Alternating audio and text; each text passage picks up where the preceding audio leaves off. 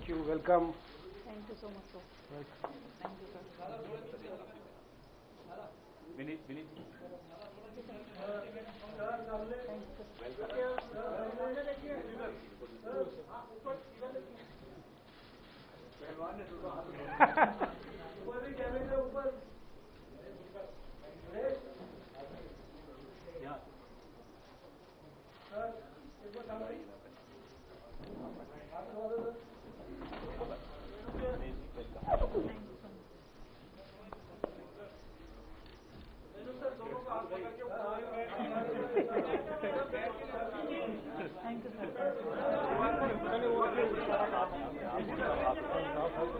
Okay. Thank you.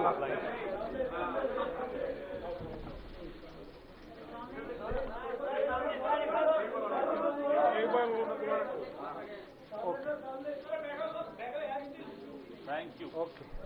Thank you. सबसे पहले तो मैं पूरे देशवासियों का बहुत बहुत धन्यवाद कहना चाहती हूँ, आप मीडिया पर्सन्स का भी, क्योंकि आप लोग ही हम लोगों को इतना through out the journey wrestling में आपने सपोर्ट किया है। तो मैं उम्मीद करती हूँ कि मैं आपकी उम्मीदों पे खरा उतरूँ बिल्कुल। और कांग्रेस पार्टी का मैं बहुत बहुत धन्यवाद करती हूँ, क्योंकि जब बोलते हैं ना कि बुरे टाइम में पता लगता है कि अपना कौन है। जब हम रोड पे घसीटे जा रहे थे तो छोड़ के बीजेपी को देश में जितनी भी पार्टियां हैं वो हमारे साथ में थी, हमारे दर्द को समझ पा रही थी, हमारे आंसुओं को समझ पा रही थी। मैं बहुत प्राउड फील कर रही हूँ कि मैं एक ऐसी पार्टी में, एक ऐसी विचारधारा में हूँ जो महिलाओं के साथ हो रहा अन्याय और उनके साथ बुरे बर्ताव के खिलाफ खड़ी है। वो लड़ाई लड़ने के तैयार है, सड़क से लेकर संसद तक। और मैं विश्वास दिलाती हूँ पूरे देशवासियों को कि जो मेहनत, जो लगन से हमने रेसलिंग में काम किया है, हम चाहते हैं कि देश के हर एक नागरिक को जो दर्द, जो तकलीफ हमने झेली है, खासकर महिलाओं के लिए, हर एक उस महिला के साथ में हम खड़े हैं जो अपने आप को लाचार, अपने आप को बेबस समझती है। रेसलिंग में मैंने पूरा कोशिश किया कि मैं जितनी भी महिलाओं को, छोटी बच्चियों को इंस्पायर कर सकती हूँ। मैं चाहती तो मैं जंतर मंतर पे रेसलिंग छोड़ सकती थी, और सभी लोग भी मान रहे थे, पूरा देश इस चीज़ को विश्वास कर रहा था, क्योंकि बीजेपी आईटी सेल ने उस चीज़ को साबित करने की कोशिश की थी कि हम चले हुए कारतूस हैं, हम ख़त्म हो गए हैं, हम पॉलिटिक्स कर रहे हैं। उन्होंने बोला मैं नेशनल नहीं खेलना चाहती, मैंने नेशनल चैंपियनशिप खेला। उन्होंने बोला ये ट्रायल्स दे के नहीं जाना चाहते, मैंने ट्रायल्स भी दिया। उन्होंने बोला कि ओलंपिक्स लेवल तक नहीं जाना चाहते, मैं ओलंपिक्स में गई, मैं फाइनल्स में गई। अनफॉर्चुनेटली परमात्मा को कोई और चीज़ मंजूर होगी। एक चीज़ मुझे पता है कि जब मेहनत आप करते हो तो ज़रूरी नहीं कि आपको उसी दिशा में मिले, कई बार दूसरी चीज़ों में भी आपको वो फल मिल जाता है। और परमात्मा ने मुझे मेरे देश के लोगों की सेवा करने का जो मौका दिया है, वो मैं मानती हूँ कि उससे बड़ा पुण्य का काम कोई नहीं हो सकता है। मेरे लिए बहुत प्राउड की बात है, बहुत एक मैं नई पारी की शुरुआत कर रही हूँ आज से। मैं चाहती हूँ कि जो हमने फेस किया एज ए खिलाड़ी होने के नाते, उन सब खिलाड़ियों को वो चीज़ ना फेस करनी पड़े। हम उनकी लड़ाई में साथ हैं। शायद उनको आज हिम्मत मिले कि जो पार्टियां पावर में रहती हैं शायद वो साथ में नहीं खड़ी हो, लेकिन उनके बहन भाई हैं जो उनके साथ में खड़े हैं। और हमें पता है स्पोर्ट्स में कितना गलत होता आया है, नहीं बोल पाते हैं खिलाड़ी।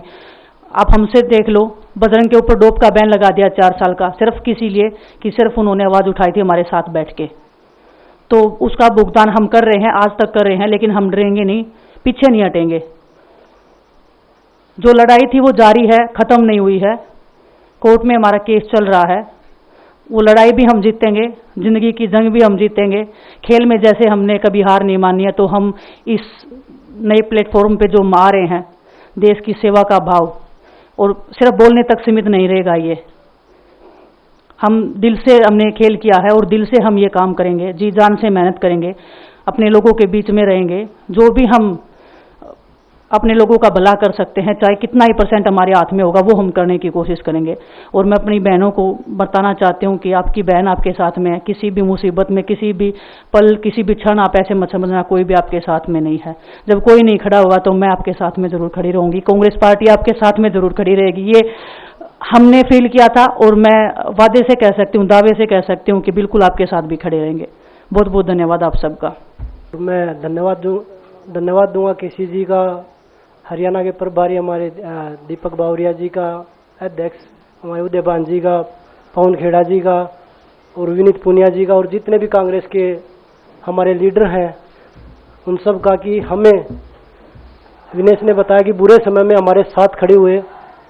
जो आज बीजेपी की आईटी सेल बोल रही है कि इनका मकसद तो सिर्फ राजनीति करना था, हमने तो उनको लेटर भेजा था, वो जब भी नहीं आए।